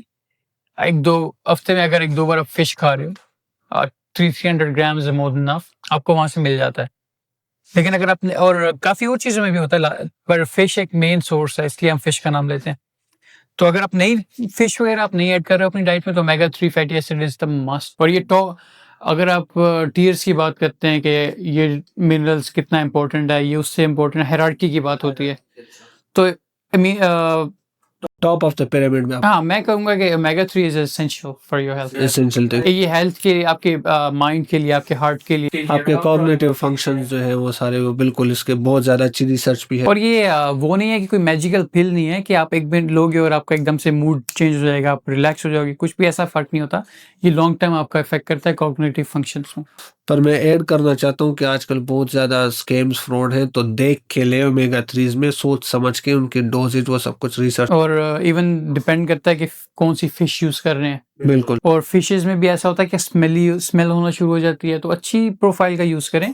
ठीक है, थोड़े बहुत अगर आप इन्वेस्ट कर ही रहे हैं विटामिन या मिनरल्स में, तो अच्छी चीज़ में करें ताकि आपको बॉडी को फ़ायदा भी हो। और अगर ये तो मैं नंबर 1 पे रखता हूँ कि आप थोड़ी ऐसे सप्लीमेंट्स लेने चाहिए जो प्रॉपर्ली सोर्स और थर्ड पार्टी टेस्टेड हो। इस तरह जर्नल लेना, वो अपने बॉडी को अगर उसमें हैवी मेटल्स या कुछ इस तरह, तो अपने आप को नुकसान दे रहे हो। तो उसका पैसे भी लगा रहे हो, अपने आप को नुकसान भी दे रहे हो, तो कोई समझ नहीं आती इस बात की। हाँ, ये प्रॉपर रिसर्च पर खैर ये इंडिया पाकिस्तान में तो कोई पता भी नहीं चलता, बहुत हाँ, मतलब फेक मुश्किल है, वो तो फेक बहुत ज़्यादा सीन है। खैर उस पे आगे बात करें। तो इसके लिए बेस्ट यही है कि आप फिश से डायरेक्टली कंज्यूम कर लें। अगर आप वेजिटेरियन ही हैं तो आप कर सकते हैं। नेचुरल डाइट जो है आप फॉलो करें, बिल्कुल ज़बरदस्त। अच्छा, ये जो यूट्यूब में काफ़ी सारे आजकल ट्रेंड चल रहे हैं, वीडियोस चल रहे हैं डिटॉक्स डाइट, इसके बारे में क्या सोचते हैं? It's total bullshit, total bullshit, total bullshit. Even मैं देख रहा था कोई बाथ वगैरह होते हैं, उधर जाते हो आप डिटॉक्स करते हो। इवन सोना, ऑफ कोर्स सोना हेल्प करता है आपको, आपके टॉक्सिन्स रिलीज करता है एज स्वेट के थ्रू। और उस तरह समझ आती है डिटॉक्स करना है आपने, उस तरह होता है। आप फास्टिंग करो, आप डिटॉक्स उस तरह से कर सकते हो। पर ये जो मेडिसिन्स लेके डिटॉक्स करना और ये सब एक बिजनेसेस हैं, इसमें कुछ इतना खास नहीं है कि आपको फ़ायदा होगा इस चीज़ का, कभी फ़ायदा नहीं होगा। तो इन चीज़ों की मिथ से निकलें, अपने आप को डिटॉक्स करना है, फास्टिंग करें, सोना करें, रनिंग करें, एक्सरसाइज करें और ऑटोमेटिकली डिटॉक्स हो जाएँगे। फिर एक डिटॉक्स होता है सोशल मीडिया डिटॉक्स। तो उसके लिए बेस्ट यही है कि आप आउटिंग करें, अपना माइंड रिलैक्स करें, वहाँ से डिटॉक्स करें। और डिटॉक्स सिर्फ बॉडी का नहीं, आपके माइंड का भी ज़रूरी है। तो हर चीज़ में ये यूट्यूबर्स और गुरु-शुरू इनकी बातें ना लिया करें, अपनी थोड़ी रिसर्च किया करें। और मैं 3 चीज़ें कहूँगा, outdoor activity once in a month at least. आप सोना करें अगर आप पॉसिबल है। सोना के बाद आप फास्टिंग करें, तो आपके डिटॉक्स हो जाता है ऑलरेडी, तो आपको इतनी मसाइल की बात नहीं। और वाटर कंजप्शन अच्छी करें। अच्छा, अभी आगे बढ़ते हैं, बात करते हैं उस चीज़ की, प्रोटीन पाउडर की, वे की, जो 5 साल में डाइजेस्ट होता है, जो किडनीज आपकी ख़त्म कर देता है, जो कि बहुत जहरीली चीज़ है, तो उसके बारे में बात देखो, करेंगे। प्रोटीन पाउडर आपको $50 में भी मिल जाएंगी, आपको 150 में भी मिल जाएगा, सेम चीज़। अब इंसान को तो ये दिखता है कि यार ये तो प्रोटीन पाउडर है, ये भी प्रोटीन पाउडर है, फ़र्क क्या है? तो इसकी सारी प्रोसेसिंग का फ़र्क होता है और उसके सोर्स का फ़र्क होता है। अब वे प्रोटीन है वो ईज़िली डाइजेस्ट होती है आपकी, उसमें भी 3 डिफरेंट फॉर्म्स हैं। सबसे अच्छी आइसोलेट है। आइसोलेट हाइड्रोलाइज़्ड जो-सी आपकी होती है, सबसे अच्छी प्रोटीन वो सोर्स है। पर नॉर्मल वे भी बहुत अच्छा होता है, उसको में कोई प्रॉब्लम्स नहीं होने लगी आपको। तो इस पे आपको सबसे बेस्ट चीज़ है कि थर्ड पार्टी टेस्टिंग, जो ब्रांड्स हैं उन्हीं पे ट्रस्ट करें और ये लोकल प्रोटीन्स ना उठाएँ, क्योंकि इनमें इतने डिफरेंट टॉक्सिन्स हैं और आपके जो किडनीज़ हैं और आपकी गट हेल्थ है इसको फ़ारिग कर देंगी। तो मैं रिकमेंड तो वही करता हूँ कि जो टॉप 3-4 ब्रांड्स हैं, मसल टेक का हो गया, इसका आइसो का हो गया, डायमाटाइज का हो गया और उसके बाद ये ऑन का हो गया। ये और भी कुछ हैं, पर ये जो बेसिक ब्रांड्स हैं इन्हीं को यूज़ करें, ये थर्ड पार्टी टेस्टेड हैं, कोई प्रमोशनल वीडियो नहीं है। बट ये है कि हाँ, मैं नॉर्मली मैं भी नहीं बोलता इस तरह कोई ब्रांड की, कि देखिए इंडिया में यहाँ पे ऑप्टिमम न्यूट्रिशन है। क्या पता इंडिया में किसी ने पाकिस्तान में 2 नंबर ऑप्टिमम न्यूट्रिशन, उधर तो अच्छी ये चीज़ भी का ही चीज़ है। 2 नंबर फिर हमारे पे आएगा कि आप लोगों ने इसका नाम लिया था, मेरा पेट खराब है। जेन्युइन चीज़ लें, वो सबसे इम्पोर्टेंट। खैर अगर इतना मशहूर नहीं भी है, स्टिल बेक उसके सोर्स इंग्रीडिएंट्स। देखें, हाँ, पर वो भी बात है, सोर्स को ट्रस्ट करना और ये सब चीज़ें थोड़ी डिफ़िकल्ट हैं। बट बेक लेबल जो है ना, बेक लेबल जो इनकी इंग्रेडिएंट्स है वो लाजमी देखें कि ज़्यादा ज़्यादा गंद उसमें नहीं है। उसमें शुगर कंटेंट देखें, शुगर कंटेंट कितना ज़्यादा है और कहाँ से शुगर आ रहा है, प्रोटीन का सोर्स क्या है। पर स्कूप कितना प्रोटीन है, कितना कार्ब्स है, हाँ, मतलब और उसमें टोटल कैलोरीज। क्या-क्या चीज़ है। कुछ होते हैं स्कूप होते हैं काफ़ी बड़े होंगे, 65 ग्राम्स का स्कूप होगा, उसमें 30 ग्राम प्रोटीन होगा, तो 25 ग्राम्स क्या है? वही ना, वो सारा गंद होता है जो आसपास का, जो शुगर्स होते हैं और स्टार्च होता है, वो लगा। अच्छा, नेम्स इस तरह लिख देते हैं इतने कॉम्प्लिकेटेड, आपको समझ नहीं आएगी, आप बोलोगे कोई अच्छी चीज। अगर 35 ग्राम्स है, 32 ग्राम्स है, उसमें 25 ग्राम प्रोटीन है, वो अच्छा है। बनिस्बत इसके कि 65 ग्राम का स्कूप है, उसमें 30 ग्राम प्रोटीन है। तो ये चीज़ें बहुत ज़्यादा मैटर करते हैं। अच्छा, बहुत ज़बरदस्त बात, हमारे पास लोग आते हैं तो बोलते हैं डॉक्टर साहब बस सिर्फ पेट से फैट कम करना है और कहीं से नहीं करना। तो इसका मुझे नहीं आता ये, मैं काइंडली आज आया हूँ आपसे सीखने की ये फार्मूला क्या है जहाँ से। ये फार्मूला स्पेशल, आपको पता है आजकल एलियंस पाकिस्तान में आ रहे हैं, इंडिया में आ रहे हैं, तो वो ये फार्मूला स्पेशल लेकर आए थे। या नहीं, हकीम भी है हमारे यहाँ। हाँ, वो हाँ, सोर्स वही थे, सोर्स हकीम है। वो भी कहते हैं ना कि मतलब ये गोली खाओ, जड़ी। ये जड़ी बूटी खाओगे तो आपका पेट खत्म हो जाएगा, हाँ, बाकी जो है बाकी का कोई मसला नहीं है। पर आपको बात समझ, ऑन द सीरियस नोट, ये समझने की बात है कि आपका जो फैट होता है वो पूरी बॉडी का होता है, सिर्फ पेट का नहीं होता। तो अगर अपने पेट से फैट कम करना है तो आपको पूरी बॉडी से कम करना पड़ेगा। ऐसा कुछ भी नहीं है कि आपको सिर्फ पेट से कम हो जाएगा, अनलेस कि आप सारा काट दो पेट या सर्जरी करा लो, पर वो भी शॉर्ट टर्म होगा कि सर्जरी कराओगे और उसके नुकसानात अपने। तो प्रॉपर तरीके से चलो, एक्सरसाइज करो और सब कुछ। तो उसका ये होता है कि आपको, अब लोग अपर बॉडी सारी करते हैं, इवन एब्स भी ट्रेन करेंगे, लेग्स नहीं करेंगे, तो उनका leg skip the leg day. Skip the leg day. तो अगर लेग्स भी नहीं करेंगे, आपका फैट यहाँ पे आता रहेगा, नीचे लोअर लोअर एब्स पे आपका बनेंगे नहीं, ऊपर वाले भी मुश्किल से बनेंगे। तो फैट आपका सारा यहीं पे इकट्ठा होता जाएगा। फैट, क्योंकि पूरी बॉडी का फैट होता है, वो यहीं पे इकट्ठा होना शुरू होता है। फिर जब आप सब कुछ ट्रेन करते हो तो आपका ये सब कुछ इकट्ठा फैट जो होता है ना, बर्न होना शुरू होता है, और ये आपका लास्ट पार्ट होता है जहाँ पे आपके फैट्स बर्न होते हैं। हाँ, देखिए ये टोटली जेनेटिकल होता है। कुछ लोगों के बैक पे फैट ज़्यादा होता है, कुछ लोगों के टमी पे होता है, बेली पे। उस तरह फिर जलता भी फैट जो है, जिसको हम कहते हैं फैट, वो भी डिफरेंट होता है कुछ लोगों का। पर most of the time, mostly commonly क्या होता है, लोगों के बेली फैट बहुत स्टबर्न होता है, वो एंड पे जाके बर्न होता है। ऐसी बात नहीं। पर अगर आपका मसल मास बहुत अच्छा है तो आप एक हाई फैट परसेंटेज पे भी आपके एब्स देख सकते हैं। और आपने जो बात की जेनेटिक्स की, ये बहुत इंपॉर्टेंट है, क्योंकि अब एक अफ्रीकन है, उसको ट्रेन करने का मेथड डिफरेंट है। उसको तो मैं कहता हूँ most of the time African उनकी बिल्ड ऑलरेडी बनी होती है, वो थोड़ा सा ट्रेन करेंगे अपने आप को बिल्ड कर लेंगे, और उनके अंदर फैट्स भी इतने नहीं होते हैं बनिस्बत इसके जो इंडियंस में या पाकिस्तान में या बांग्लादेश में।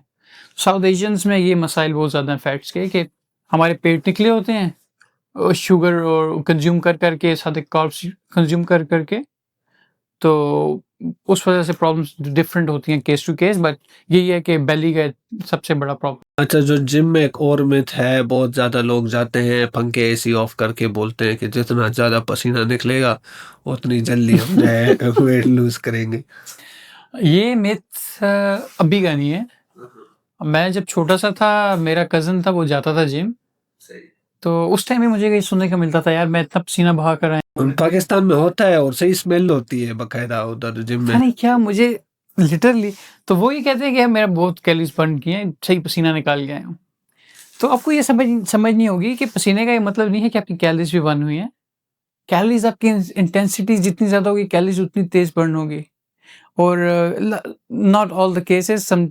अब आप इंटेंसिटी का वैसे खैर मैं नहीं कहूँगा कि हर वक्त होती है, पर इंटेंसिटी होती है तो आपको उतना ज़्यादा कंज्यूम होती है एनर्जी, तो उतनी ज़्यादा जितनी एनर्जी कंज्यूम होगी उतनी कैलोरीज रिलीज होंगी, सिंपल एज दैट। तो अब आप स्लीप करते हो, आपकी एनर्जी लूज होती है और आपकी कैलोरीज भी लूज होती हैं। तो इसी तरह से कि पसीने में आपके कुछ उल्टा और नुकसानात होते हैं, कुछ फ़ायदे भी होते हैं कि टॉक्सिन्स रिलीज़ होते हैं, बट आपके इम्पोर्टेंट क्या कहते हैं मिनरल्स भी मिनरल्स जा रहे जा हैं, रहे हैं। फॉर आपकी वाटर एग्ज़ाम्पल लॉस हो रहा है। मैग्नीशियम हो गया, और मैग्नीशियम आपको पता है इवन छोड़ दें पाकिस्तान, इंडिया, बांग्लादेश को, आप इवन यूएस वगैरह में भी देखेंगे 50% लोग डेफिशिएंट है मैग्नीशियम में। तो आपका पहले ही डेफिशिएंट हो मैग्नीशियम में और यहाँ से और लूज़ कर रहे हो, तो आपको supplementation is the must. But बात वही है कि आजकल सप्लीमेंटेशन मैग्नीशियम की भी कैसी है, आपको प्रॉपर सोर्स से मैग्नीशियम लेना पड़ता है, और मैग्नीशियम दे तो देते हैं इतने 1000 मिलीग्राम है, हाँ, पर उसका एलिमेंटल तो कितना मैं है? मोस्टली बोलता हूँ बाइग्लाइसिनेट लिया करो, उसके ऊपर बाइग्लाइसिनेट हाईएस्ट एलिमेंटल मैग्नीशियम होता है उसमें। पर मैं पर्सनली कंज्यूम करता हूँ एल्थ्रियोनेट, वो मेंटल हेल्थ के लिए बहुत अच्छा है, कॉग्निटिव फंक्शंस के लिए। उसमें एलिमेंटल कम होता है, मैं ज़्यादा फूड से वो अपनी डाइट से कंज्यूम कर लेता हूँ, तो मुझे इतना प्रॉब्लम नहीं होता। तो मैं एक एक्स्ट्रा एज के लिए एल्थ्रियोनेट ले लेता हूँ, क्योंकि मुझे मैग्नीशियम की इतनी ज़रूरत नहीं है। और ये मैं कहूँगा जिम आपने करनी है तो 2-3 मिनरल्स हैं जो आपको ज़्यादा चाहिए ही चाहिए। एक हो गया मैग्नीशियम, एक हो गया विटामिन डी, एक हो गया ज़िंक। अब ये 3 है जो टेस्टोस्टेरोन में भी हेल्प करते हैं, और जितना आपका ये मिनरल्स अच्छे होंगे, आपका टेस्टोस्टेरोन बूस्ट होगा, उतनी आपकी विल पावर भी आपकी फील होगी, और आप जिम भी उतना पैशनेटली और एनर्जेटिकली कर सकेंगे। तो ये 3 मिनरल्स तो मस्ट है, मैं कहूँगा टॉप टियर मिनरल्स हैं जो आपको चाहिए ही चाहिए। अच्छा, अभी जिम के बारे में बात करते हैं कि मेल्स वर्सेस फीमेल्स जो है हमारी, वो कहते हैं कि फीमेल्स को कम वेट उठाना चाहिए, मेल्स को ज़्यादा उठाना चाहिए, रेप्स की क्या जो है रेशो रखनी चाहिए? रेप्स का तो डिफरेंस नहीं कहूँगा, पर वेट का ऑफ कोर्स है।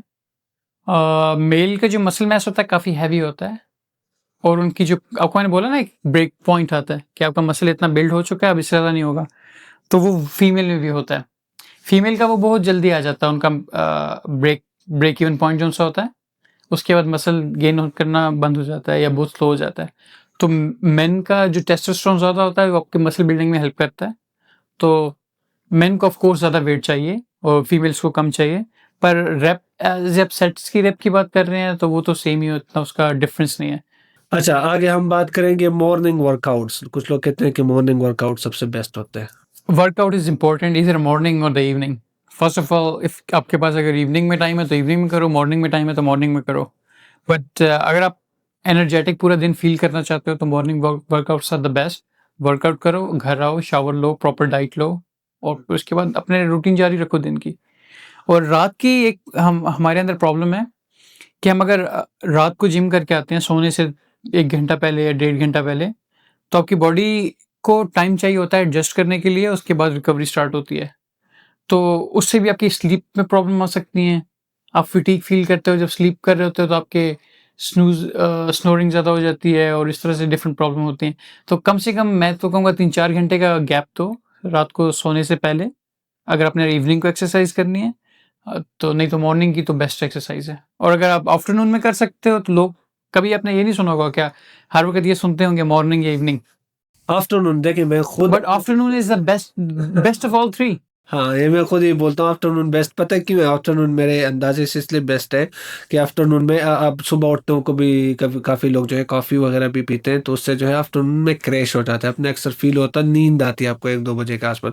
तो अगर उस टाइम पे आप जाके जिम कर लेते हो ना, तो आपका पहला स्टार्ट से तो वैसे भी आप फ्रेश हो सुबह से, आफ्टरनून में फिर से आपको एक किक स्टार्ट मिल जाता है, एनर्जाइज़। हाँ, उसी तरह अगर आपको लेट नाइट जो शाम वाले हैं जिमर्स, जिम करके आते हैं, फिर 4 बजे तक आँखें बड़ी-बड़ी करके बैठे होते हाँ, हैं। इवन तो उनकी बॉडी फटीग्ड होती है हाँ, और उनका माइंड इतना एक्टिव फ्रेश हो चुका हो होता जाता है। है, तो इस वजह से afternoon is the best, otherwise morning and evening both are good. I will not say like one is better than the other. अच्छा, कुछ लोग बोलते हैं cardio kills muscle mass. It's a total bullshit. वो टोटल बुलशिट, क्योंकि cardio आपकी overall उसमें आपके फैट लॉस में और उसमें मेंटेन करने में आपको फ़ायदा देती है कि आपके मसल्स थोड़े मूव करते रहें और आपको इंटेंसिटी फ़ील कराती रहे बॉडी को। तो डिपेंड वही करता है, आपकी डाइट अगर अच्छी नहीं है और आप मसल लगा रहे हो और साथ कार्डियो कर रहे हो, तो मैं कहूँगा कार्डियो स्किप करो, मसल्स करो अगर आप मसल बिल्ड करने हैं, अगर आपकी डाइट कम है। तो अगर आपकी डाइट कम है तो आप कार्डियो मिस करो बेशक, वो भी मैं रिकमेंड नहीं करूँगा। मैं कह रहा हूँ अगर दोनों में से एक को चूज़ करना पड़े अल्टीमेटली, तो मैं कहूँगा कि आप दूसरी एक्सरसाइज़ करो और कार्डियो मिस कर दो। अगर आप मसल बिल्ड कर रहे हो, फैट लूज़ कर रहे हो तो अब कार्डियो मस्ट है। पर ये जो मिथ है कि कार्डियो करोगे तो मसल मास लूज़ हो जाएगा, ये बिल्कुल मिथ है, इसमें कोई वो ऐसी कोई बात नहीं है। अच्छा, स्टार्वेशन के बारे में आप क्या बोलते हैं? कुछ लोग होते हैं जो कहते हैं, जो बिल्कुल सिर्फ पानी पे आ जाते हैं कि भई मैंने फैट लूज़ करना है, मेरी शादी आ रही है, मेरे जो है वो हो रहा है। तो इससे वही नुकसानात हो जाते हैं कि आपको ब्लोटिंग होना शुरू हो जाएगी, आपको डिफरेंट गट डिजीज़ेज़ स्टार्ट हो जाएँगी कि पानी वगैरह पी रहे हो आप, पानी बस आपका पेट सूजता जा रहा है। तो उससे आपकी बॉडी को आप डिफरेंट मिनरल्स, विटामिन्स आपको चाहिए ही चाहिए ताकि आपकी बॉडी प्रोसेस करे अंदर के सब चीज़ों को। अगर आप उस सबसे डिफिशिएंट कर दोगे ना, तो आपका ना दिमाग काम करेगा, आपकी बॉडी लूज़ करना शुरू कर देगी, आपका फैट्स तो समझ लो कि फैट लूज़ नहीं होगा, उल्टा आपका मसल बर्न होगा, आपको फूलना शुरू हो जाओगे और मोटे होना शुरू हो जाओगे, फ़ील करने में। बेशक इवन आपका वेट सेम भी होगा लेकिन आप फूलना शुरू हो जाओगे। कुछ लोग दिखते हैं ना, माल न्यूट्रिशन हो जाता है। हाँ, तो उससे तो और नुकसान है। ये तो बिल्कुल बेवकूफ़ी है। और अगर फॉर एग्ज़ाम्पल हम जैसे जिम के बारे में लोग कहते हैं प्रोटीन, प्रोटीन, प्रोटीन, तो क्या अगर जितना मर्ज़ी ज़्यादा हो सके लोग प्रोटीन खाएँ, उतना ही मसल बनेगा, मतलब कुछ नहीं, भी नहीं, ना करो, खाते जाओ प्रोटीन। ऐसा बिल्कुल भी नहीं है। मसल्स ब्रेक डाउन होते हैं, उसके लिए प्रोटीन ज़रूरी होता है कि उसको रीबिल्ड करें। अब नॉर्मल जो बंदा एक्सरसाइज़ नहीं कर रहा, उसको around 50-60 grams normal average male को, जो जिसका 65 टू 70 वेट है, उसके लिए बेस्ट है। 60 भी 60 से 70, 65-70 इज़ इनफ। और जो बंदा एक्सरसाइज कर रहा है, जो जिसके मसल्स ब्रेक हो रहे हैं, उसको रिपेयर करने के लिए प्रोटीन उससे ज़्यादा चाहिए। तो एक रेशियो कही जाती है हमारे जिम वर्ल्ड में कि एटलीस्ट 1.5 टू 1.7 आपका, 2 पे भी लोग जाते हैं, पर मैं कहूँगा 1.7 इज़ द बेस्ट। आप अपने जितना इंटेंडेड वेट है, ये नहीं कि आप अगर 100 केजी वेट कर रहे हो, वे कर रहे हो और आपने अपना वेट लेके आना है 80 केजी पे, तो अपना जो इंटेंडेड वेट है उस पे उसको मल्टीप्लाई करें 1.5 से और उतनी प्रोटीन आपको रिक्वायर्ड है। पर दूसरी बात ये है कि आपको एक दिन में उस तरह लेना स्टार्ट नहीं करना, आहिस्ता-आहिस्ता ग्रेजुअली अपनी बॉडी को बिल्ड करना है, यूज़ टू करना है, और उसके बाद तो ऑफ कोर्स आपको जब आपका मसल ब्रेक होता है तो आपको प्रोटीन चाहिए। पर इसका ये मतलब नहीं है कि आप उसको एक्स्ट्रा कंज़्यूम करना शुरू कर लो, तो उससे और नुकसान आते हैं। जब आपका स्टमक उसको एब्ज़ॉर्ब नहीं कर सकता चीज़ को ना, तो वो वेस्ट में जाएगा, आपको कोई फ़ायदा नहीं होने लगा। इवन आप किडनीज़ डैमेज कर सकते हो या हेयर लॉस वगैरह प्रॉब्लम हो सकती है, आपकी हार्ट की प्रॉब्लम हो सकती है, फूड पॉइज़निंग हो सकती है।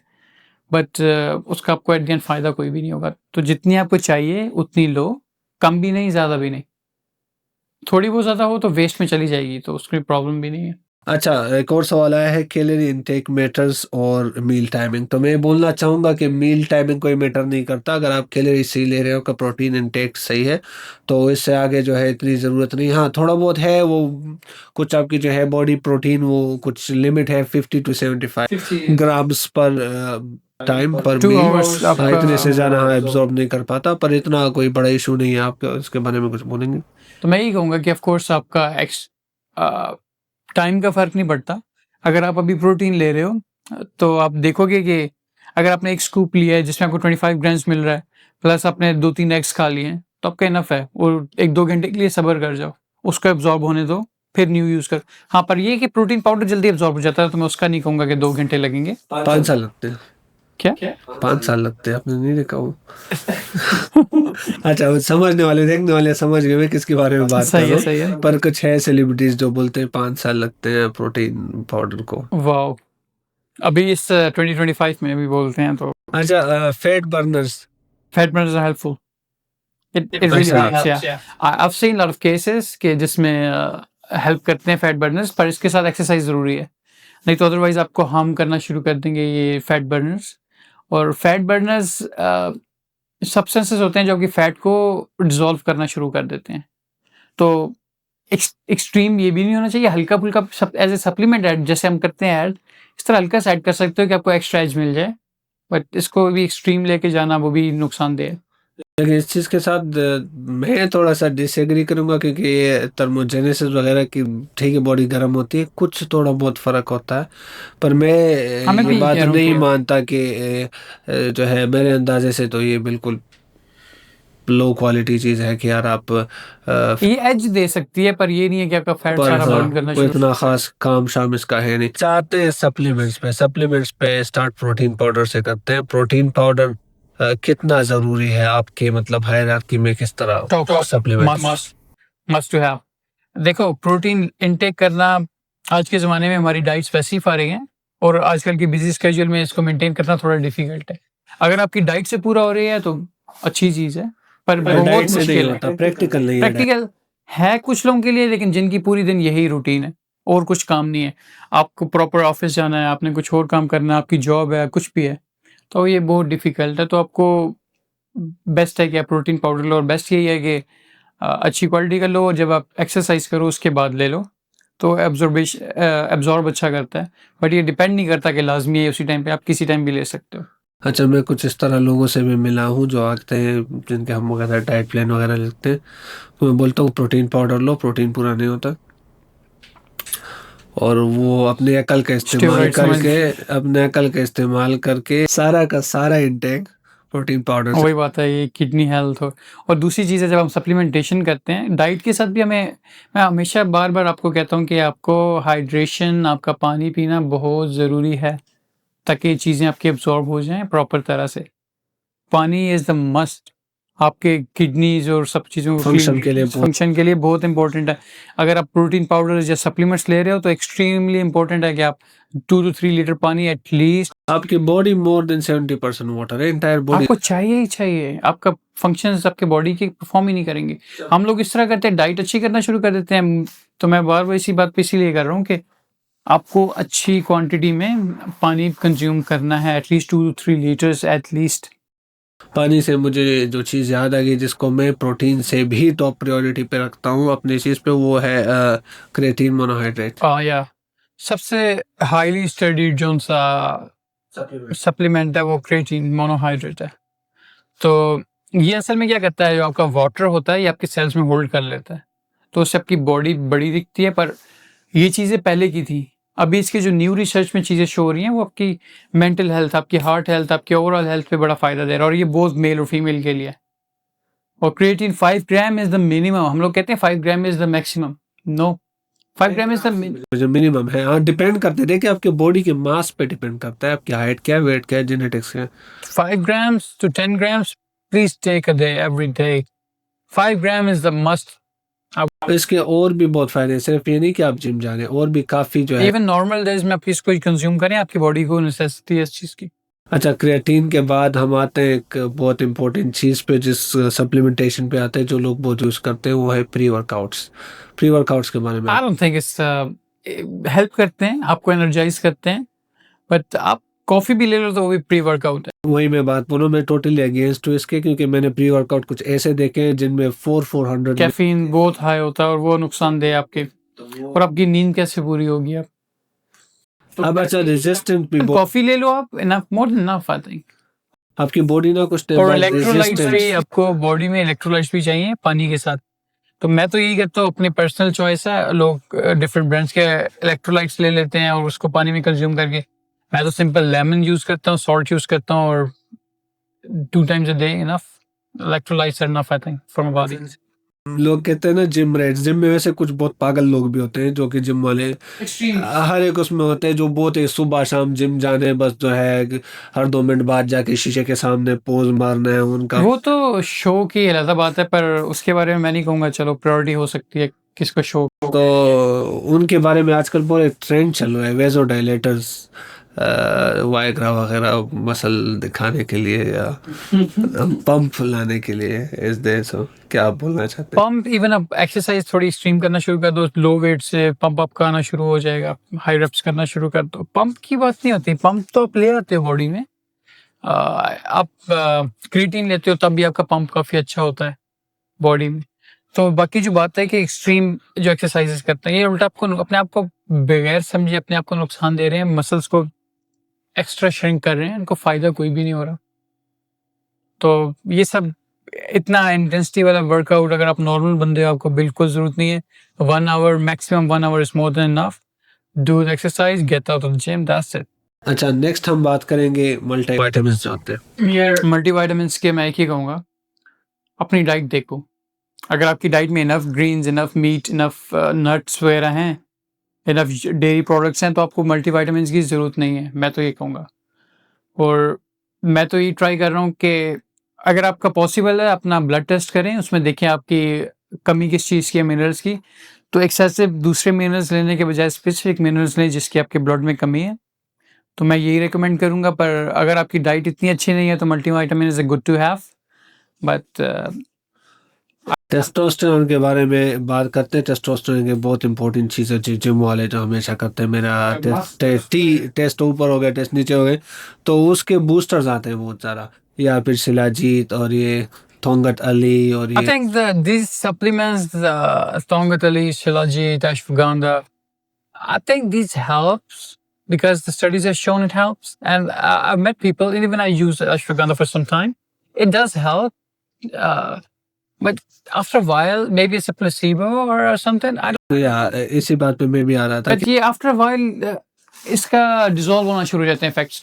और शिलाजीत की स्टडीज भी इतनी नहीं है कि आप कह सको कि यार वो बहुत है। देखिए, वो ये मैं इनको ग्रे जोन पे रखता हूँ, मैं ये नहीं बोलता कि बिल्कुल काम नहीं करते, फायदा देते हैं, पर कुछ लोगों में करते हैं, कुछ पे नहीं करते। पर जो बात बनी है ना कि वो एक्सट्रीम आपको पूरी पूरी रात जगाएंगे और ये वो।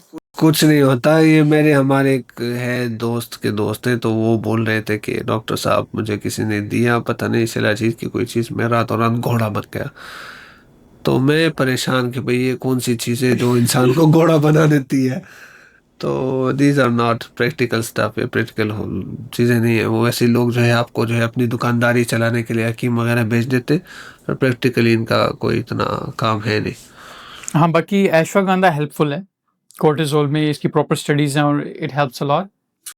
एश्वगंधा का भी मैं बोलता हूँ उसके बहुत अकसाम है, किस तरह यूज़ करना है, डिफरेंट चीज़ें। हाँ, है स्टडीज़ हैं, पर अभी एक न्यू प्रोडक्ट है और प्लेसिबो भी इतना ट्रेन हुआ, तो बहुत स्मॉल ग्रुप्स ऑफ स्टडीज़ हैं। तो मैं ये कह रहा हूँ कि we have seen some positive results, जितने मैंने पब्लिश्ड रिसर्च पेपर्स वगैरह देखे हैं, पर इतना कोई मतलब एक प्रॉमिसिंग रिजल्ट्स है, पर एग्जैक्टली आप नहीं बता सकते। उसके अलावा मैं एक रिकमेंड करता हूँ कोलेजन पेप्टाइड्स वगैरह भी। कोलेजन तो बेस्ट है आपके कनेक्टिव टिश्यू के लिए, बिल्कुल टिश्यूज के लिए, आपकी स्किन के लिए, और आप थोड़ा अगर फिटनेस में आप जा रहे हैं तो आपको अच्छा दिखना भी है, और आप कोई मॉडलिंग या कुछ कुछ भी, वैसे भी इंसान को नॉर्मल भी, तो collagen peptides are the good thing. You can take it, but from the good brands and the good sources again.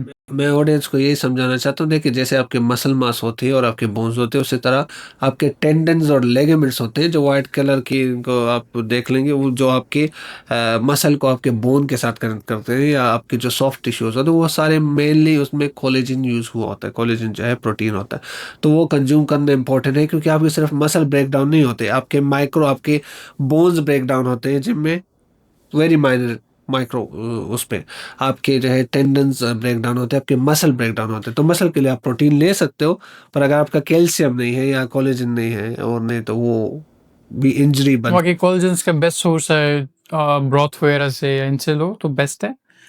जिनको हम ये क्या बोलते हैं, पाए बोलते हैं, पाए पांचे। हाँ, उसके अंदर से जो गूदा सा निकलता है उसमें, तो काफ़ी बेस्ट चीज़ है। तो अगर आप वहाँ से कंज्यूम करें बेस्ट है। मैं ऑलवेज कहूँगा कि अगर आप सप्लीमेंट से बेहतर है कि फूड सोर्स पे जाएँ, तो सबसे बेस्ट है। अगर आप नहीं किसी वजह से कर पा रहे तब सप्लीमेंट्स पे जाएँ, और बेस्ट है कि इसी तरह से लें। बाकी आप डिफरेंट कह लोगे सप्लीमेंटेशंस हैं, लायंस मेन और ये और वो काफ़ी सारे हैं। ऑफ कोर्स हर किसी का थोड़ा बहुत फ़र्क होता है और आपको फ़ायदा भी देते हैं, बट जो आपकी बॉडी को नेसेसिटी है वो लें, बाकी के खर्चे को छोड़ें, और जब अनलेस कि आपकी मजबूरी बन जाए। अच्छा, सप्लीमेंट्स में नेक्स्ट हमारा आता है प्रोबायोटिक्स, उनके बारे में probiotics is the must of course for your gut health. आप योगर्ट वगैरह से आप बेस्ट है कि वहाँ से लें। मैं ऑलवेज कहूँगा कि आप सप्लीमेंटेशन से बचें, आप फूड सोर्स पे जाएं। लोग जो है ना सब लोग प्रोबायोटिक्स को इतना वो नहीं देते। मैं कहता हूँ प्रोबायोटिक्स आर वेरी इंपॉर्टेंट। अगर आपका डाइजेस्टिव सिस्टम ठीक नहीं है, तो आप जो भी खा रहे हो हजम नहीं हो रहा, लग नहीं रहा बॉडी पे। It's true bro. आपका प्रोबायोटिक्स इज द मस्ट। पर मैं प्रोबायोटिक्स आपके इवन योगर्ट से भी इनफ हो जाते हैं, तो आपको सप्लीमेंटेशन की जरूरत नहीं है। 100 grams of yoghurt in more than enough. Pickles में भी है, जिनको हम अचार बोलते हैं, इस टाइप के फर्मेंटेड फूड्स जो भी हैं, उनमें प्रोबायोटिक्स जो है ये एक्चुअली बैक्टीरियाज की वो जो है हार्मफुल बैक्टीरिया होते हैं, और उसके अलावा जो प्रोबायोटिक है वो बेनिफिशियल बैक्टीरिया होते हैं, जो आपके गट हेल्थ को और भी इम्प्रूव करते हैं। बस टेक द, मैं कहूँगा योगर्ट ले लो 100 grams 150 grams per day. I don't think you need anything else. मुझे एक और बात याद आ गई जो कि बहुत इंपॉर्टेंट है, जो मैं लोगों को बोलता हूँ कि सप्लीमेंटेशन की आखिरी बात हो चल रही है, तो मैं बोल रहा हूँ कि सप्लीमेंटेशन में ये चीज़ लोग सप्लीमेंट देख कंसिडर ही नहीं करते, पर इससे इंपॉर्टेंट स्टफ है नहीं, वो है आपका फाइबर इनटेक। सब्जियों से मिलता है, जो आपको इसबगोल हस्क छिलका बोलते हैं, उससे मिलता है। बहुत ही इंपॉर्टेंट चीज़ है आपकी गट हेल्थ के लिए, आपका डाइजेशन के लिए, आपका जो है कॉन्स्टिपेशन नहीं होता, कब्ज नहीं होता, सब कुछ जो है सिस्टम पूरा ज़बरदस्त रहता है उससे। और एक और चीज़ मैं डाइट के बारे में कहना चाहूँगा कि डाइट सिर्फ एक ही सोर्स से मत लो। आप प्रोटीन अपने इनटेक करना है ठीक है, पर आप डिवाइड करो। आप मीट से एग से लो, आप उसके बाद वेजिटेबल्स और फ्रूट्स में थोड़ा बहुत जो मिलता है उसमें से लो। मोस्टली आपको मिनरल्स और विटामिन्स मिलेंगे फ्रूट्स में। उसके बाद आप योगर्ट डेयरी प्रोडक्ट से लो, और उसके बाद नट्स से लो। सो सब चीज़ों का कॉम्बिनेशन से प्रोटीन लो, ताकि आपको इसमें फाइबर्स भी मिल जाएं और बाकी सब भी आपके मिनरल्स, विटामिन्स और अमीनो एसिड्स वगैरह आपकी फुलफिलमेंट हो जाए बॉडी की। क्योंकि प्रोटीन की डिफरेंट सोर्सेज की प्रोफाइल्स डिफरेंट है, तो सबको, चारों को, वेजिटेबल्स, ग्रीन्स वगैरह को, रेड्स को, उसके बाद मीट्स को और डेयरीज को, वाइट्स को, इन सबको डिफरेंट टाइम पे और उसका मिक्स एंड मैच करके अपनी बॉडी पे लें, ताकि आपको सब चीज़ें यहीं से मिल जाए। एक बहुत ही इम्पोर्टेंट डिस्कशन अभी आगे जो है हम करने वाले हैं, तो इनसे मैं अभी पूछूंगा सर, जो हमारी फीमेल्स हैं, मेल्स और फीमेल्स में क्या डिफरेंस है? क्या फीमेल्स को जिम जाना चाहिए? किस तरह वेट उठाना चाहिए? किस तरह ट्रेन करना चाहिए? उनके मसल्स निकल आएंगे अगर वो ट्रेन करते हैं? ये सारी मिथ्स जो है ये डिबंक। सो मेल और फीमेल की कोई डिफरेंस नहीं है, दोनों एक्सरसाइज कर सकते हैं। ये कोई बात नहीं है कि फीमेल एक्सरसाइज नहीं कर सकती। और मसल मास डिफरेंट होता है दोनों का, टेस्टोस्टेरोन भी डिफरेंट होता है, जिस वजह से मसल मास पे इनडायरेक्टली इफेक्ट आता है या डायरेक्टली। और तो बाकी मैं तो वुमेन को कहूँगा वेट लिफ्टिंग करो, पर इतनी एक्सट्रीम का कोई फायदा भी नहीं है। आप कार्डियो करो अच्छे तरह से, आप हल्का फुल्का वेट उठाओ। हल्का फुल्का ये मतलब नहीं है कि बिल्कुल 5 kg उठाओ, थोड़ा सा अच्छा उठाओ वेट, पर इतना एक्सट्रीम का कोई फायदा नहीं है। तो it's more than enough I think for females as well. ये मैं भी मेंशन करना चाहता हूँ कि एक मिथ है कि लोग बोलते हैं कि फीमेल्स के मसल्स निकल आएंगे, वो उनके टेस्टोस्टेरोन लेवल नहीं होते। हाँ, मसल उनके उस तरह से नहीं बन सकते अनलेस के वो इंजेक्शंस तो मसल टोन हो तो उनकी मसल टोनिंग होगी जो कि एक अच्छी चीज़ है, अच्छा फिगर बनता है, पर वो उनके मसल नहीं बनते इतनी इजीली क्योंकि वो टेस्टोस्टेरोन लेवल। शेप वगैरह बनती है एक्सरसाइजेज से प्रॉपर, स्पेशली आप ग्लूट्स की और तो वेट ट्रेनिंग में उनको बोलूंगा कि आप वेट ट्रेनिंग ले। ट्रेनिंग करो, पर वेट की वो जो लिमिट मर्दों वाली है, हमारे यहाँ सर कोई करता ही नहीं है, लड़कियां सिर्फ बस ये योगा शोगा कर ली, ये कर ली, कोई वेट के I pass. think even this is good, but if you do little bit of weight, that's like top tier. So do both, it helps a lot, and don't like feel कि मेरे muscle निकल आएंगे, बहुत बड़े बड़े मर्दों जैसा दिखना शुरू हो जाऊंगी। इसके अच्छा कोई फैंसी चीज़ें, फॉर एग्जांपल साथ में अभी बात करते हैं मसाज चेयर, सोना हो गया, इस टाइप की जो है बनाते हैं। सोना को तो रेड लाइट थेरेपी हो गई, रेड लाइट थेरेपी वैसे मैं खुद रिकमेंड करता हूँ, वो बालों में भी उसका बहुत अच्छा रिजल्ट है, जो हेयर लॉस वाले हैं ना वो लोग red light therapy red light therapy भी ठीक है, बट सोना जो है सबसे बेस्ट है। सोना जब आप जिम के बाद सोना करते हो और उसके बाद आपके जो टॉक्सिन्स निकलते हैं और आप जो रिलैक्सेशन फील करते हो, तो मैं कहूँगा इवन मसाज चेयर से भी बेस्ट है। या लोग क्या करते हैं, जाके मसाज चेयर में बैठ जाते हैं, पर सोना इज द बेस्ट। अच्छा ओवर ट्रेनिंग के बारे में आप क्या बोलते हैं? No, don't do it, never do it. पता किस तरह चलेगा कि मतलब एक बंदा ओवर ट्रेन कर रहा है नहीं कर रहा? ओवर ट्रेन का ये पता चलता है कि आपको फिटीग, एक्स्ट्रा फिटीग फील होना शुरू हो जाती है। रिकवरी टाइम से एक नॉर्मल डेज में जो आप फील कर रहे होते हो, आप उसको एक्स्ट्रा, एक होता है हल्का फुल्का डिफरेंस आना, लेकिन बंदे की बॉडी फील करना शुरू कर देती है कि ये फिटीग है, उसको रिकवर करना मेरे लिए मुश्किल है। तो ओवर ट्रेन करने के बाद लोग ये समझते हैं कि पता नहीं मेरा मसल बहुत ज़्यादा बन जाएगा। अगर आपकी डाइट सही है, आप ट्रेन ओवर कर चुके हो, तो आपका मसल और श्रिंक होना शुरू हो जाएगा। तो अपने आप को एक रिलैक्स और बैलेंस मोड में लेके चलो। ओवर ट्रेन का मैं जो मतलब लेता हूँ ये है कि आज आप इतने 10-10 रेप्स कर रहे हो, 6 एक्सरसाइजेस कर रहे हो, उसमें 3-3 सेट्स कर रहे हो, और अगले दिन आपका एक हफ्ते में आप उसको डबल या 1.5 पे भी ले जाओगे, तो उसको ओवर ट्रेन कहेंगे। हाँ, अगर इसको ग्रेजुअली ज़्यादा लेके जाओगे तो उसको ओवर ट्रेन मैं नहीं कहूँगा। तो वो तो प्रोग्रेस होती है।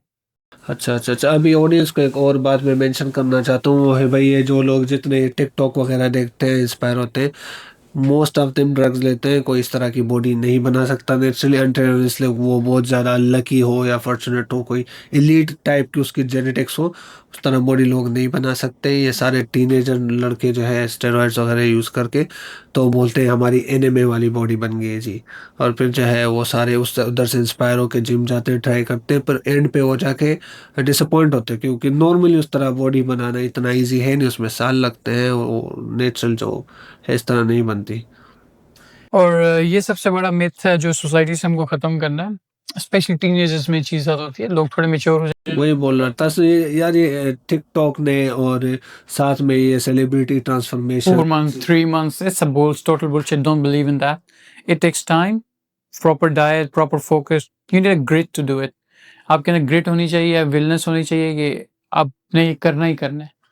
अच्छा जिम डिजीजेस के बारे में आपका क्या ख्याल है? लोग कहते हैं ऑर्गन डैमेज हो जाता है जिम के साथ, लीवर खराब हो जाता है, किडनी खराब। ऐसे केसेस होते हैं, पर वो जिम की वजह से नहीं होते।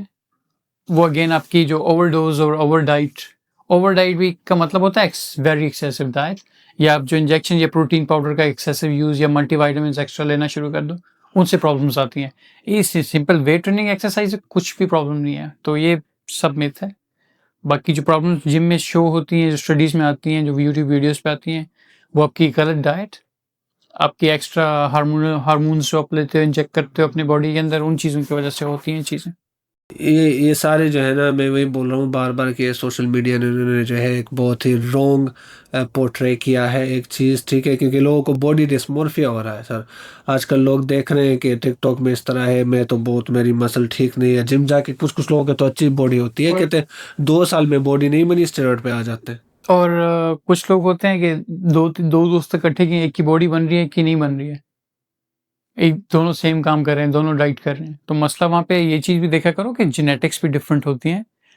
मे बी आपको टाइम लग रहा है, तो इस पे घबराने की कोई बात नहीं है, टाइम के बाद आपका भी हो जाएगा काम। अच्छा आखिर में सर ये हम बात करेंगे कि जेनेटिक्स का इसमें क्या रोल है, इसके अलावा जो है न्यूट्रिशन का या आपके एनवायरनमेंट का, जिम का कितना रोल है, कितना करना चाहिए, कितने दिन नहीं जाना चाहिए, कितने दिन जाना। सो मैं कहूँगा 3 डेज़ आर द मिनिमम।